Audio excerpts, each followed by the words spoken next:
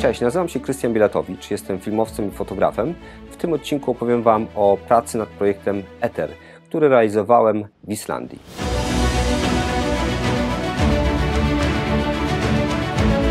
Poruszę takie tematy jak jakość obrazu, matryce pełnoklatkowe i mniejsze jak Micro 4/3 w Panasonicu, długie ogniskowe, slow motion, czyli zwolnienie filmu, na przykład 5-krotnie, czy też wybór między kolorem a czarno-bielą, jak to u mnie wygląda.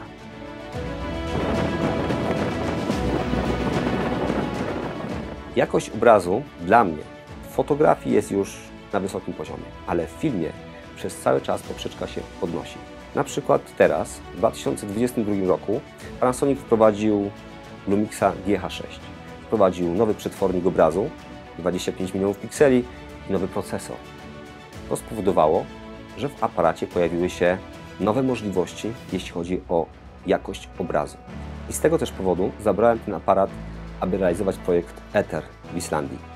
Obecnie moim standardem w filmie jest rozdzielczość 4K, produkowanie kolorów 4:2:2 i 10 bitów. To jest taka podstawa. Natomiast w tym nowym aparacie Panasonic wprowadził możliwość ustawienia slow motion, czyli 120 klatek na sekundę w tym przypadku. Tam 119 z kawałkiem w klatkach tak naprawdę dokładnie. I to slow motion pozwala mi zwolnić film 5-krotnie. W Islandii przydało mi się to znakomicie i wiedziałem, lecąc na Islandię, że to jest najlepsze rozwiązanie, żeby wykorzystać tam filmowanie w slow motion. W 4K, ponieważ to jest podstawa i chociaż ten aparat GH6 ma też 240 klatek na sekundę i 300 klatek na sekundę, to jest to Full HD. I nawet jeśli wiem, że wielu klientów, wielu filmowców publikuje wciąż filmy w Full HD, to jest to genialne rozwiązanie dla tych, którzy używają Full HD. Naprawdę zwolnienie około 10-krotnie filmu daje duże możliwości.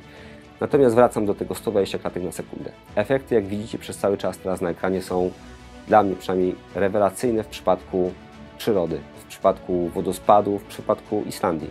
Myślę, że połowę filmów w Islandii nagrywałem właśnie na 120 klatkach na sekundę.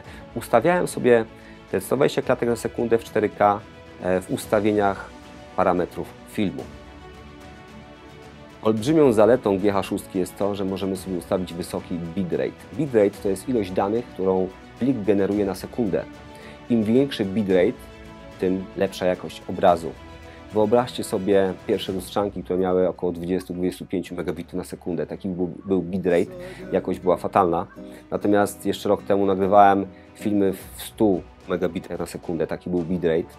150 w Panasonicu, w Lumixie S1H jest 400 na przykład, a w GH6 pojawia się już 600, 800 bitrate, a kiedy zmienię sobie z tak zwanego MOV na ProRes, to jest taka możliwość też po raz pierwszy nagrywanie ProResa na kartę w aparacie, to tam dochodzimy do 1,9 gigabita na sekundę. To jest bardzo wysoki bitrate. Nagramy około 8 minut filmu na kartę 128 giga.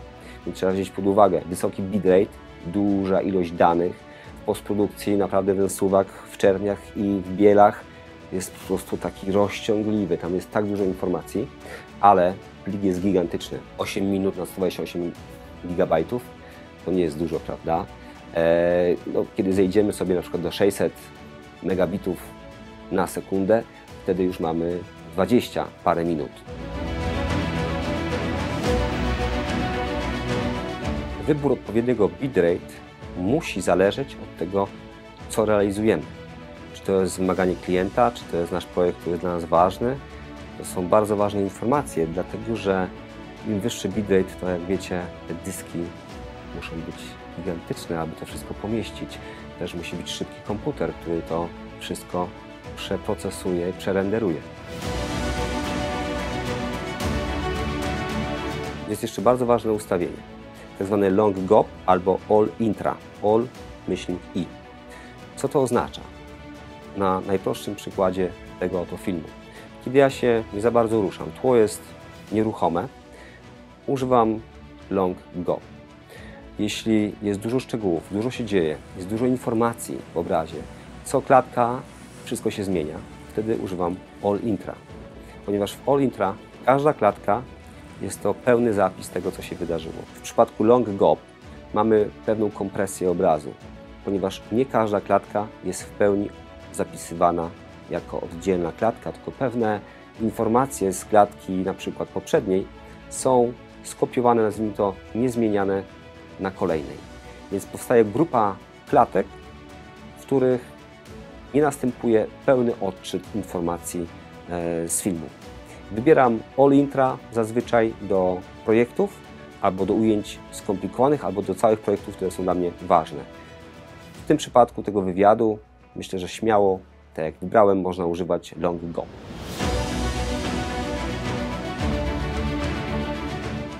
Używam Lumixa S1H pełnej klatki jako podstawowej kamery.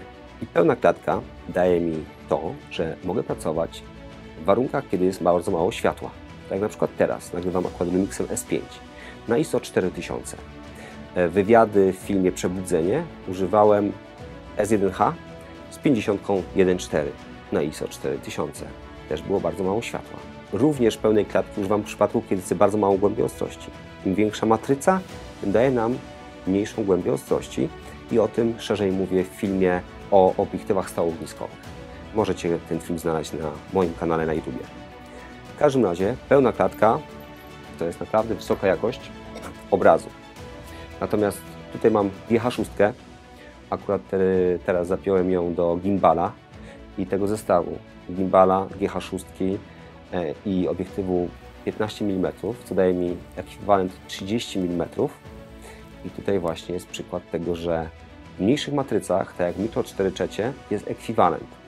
Używam 15, a mam 30, ponieważ mniejsza matryca po prostu pokrywa inny kąt widzenia, który daje obiektyw.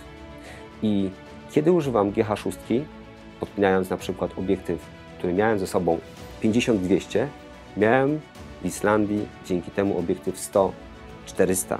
400 to długa ogniskowa i bardzo dużo ujęć filmowych, bardzo dużo fotografii powstało właśnie z tego obiektywu. I to daje mi mniejsza matryca, czyli w przypadku fotografii przyrodniczej, filmów przyrodniczych, dzikiej przyrody, mniejsza matryca daje nam dłuższą ogniskową, ekwiwalent dłuższej ogniskowej. Wracając do tego gimbala, używałem go właśnie do nagrania w Islandii filmu Przebudzenie. I tam biegałem za grupą pogan, Słowian, którzy topili marzannę. I dzięki temu mogłem biec koło nich i nagrywać stabilnie obraz. GH6 teraz używam również do nagrywania właśnie w 4K slow motion, czyli 120 klatek na sekundę. I używam też wyższego bitrate, jeśli tego wymaga na przykład klient. I tak naprawdę pracuję na dwóch aparatach, w pełnej klatce, Micro 4/3 i balansuję sobie to. W zależności od sytuacji, w zależności od tego, co nagrywam, używam jednego lub drugiego body.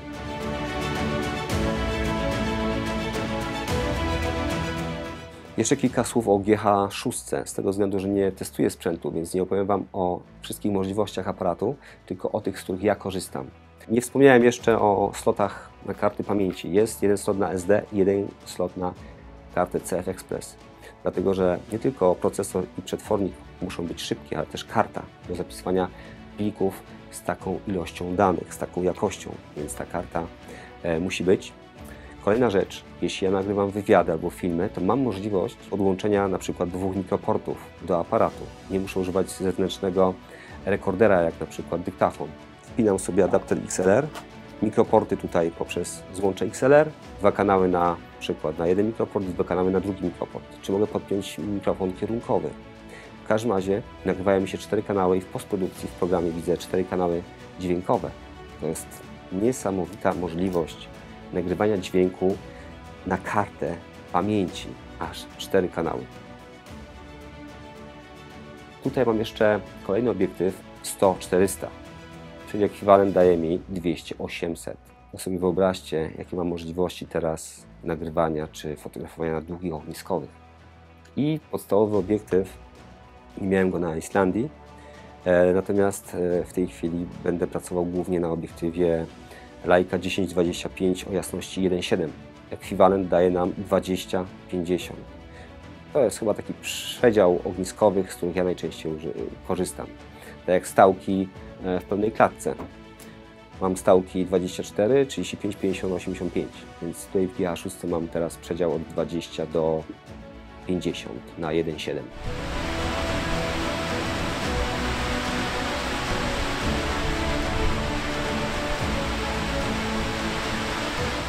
To, co było bardzo ważne w Islandii, to niezawodność sprzętu. Oba korpusy są wodoodporne, wstrząsodporne, mrozoodporne. W każdym razie pracowałem w takich warunkach. Były wichury, śnieżyce, mrozy i ten sprzęt ani razu mnie nie zawiódł. Nawet wybierając filtry szare Polar Pro w tym przypadku, miałem sytuację, że aparat stał mi na statywie na wysokości właśnie takiej, jak ja tu stoję, i poleciał mi na kamienie. Tak wiało, tak mocno wiało. I nic się nie stało, ani jednej rysy na tych filtrach szarych. Więc pracując nad takimi projektami, jakość jest bardzo ważna. Nie tylko jakość obrazu, ale też jakość sprzętu, o jego odporności, wytrzymałości tego filtra.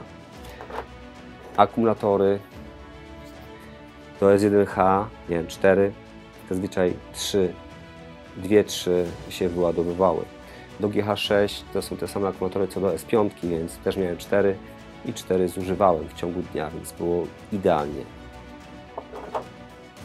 No i oczywiście adaptery na filtry szare, ponieważ te filtry szare to jednak jest wysoki koszt zakupu, więc mam takich filtrów, załóżmy 2, to jest w przedziale 2, 5, 6, 9 natężenie tego filtra.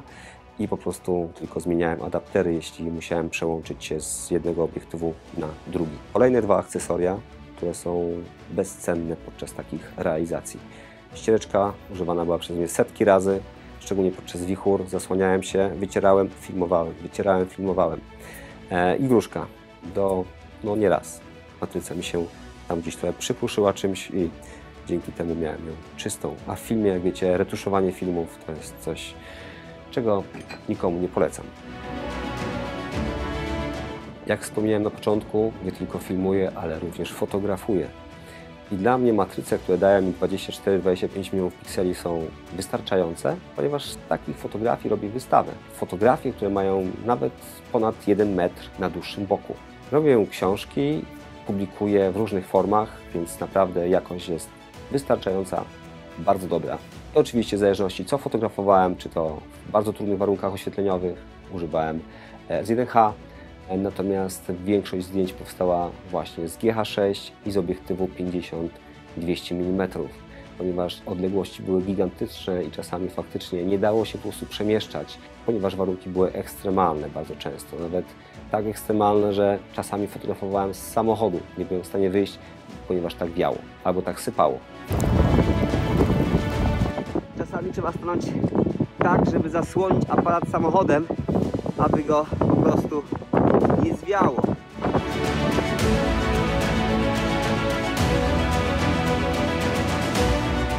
Wybór między czarno-białym obrazem a kolorowym w jakimś sensie jest oczywisty.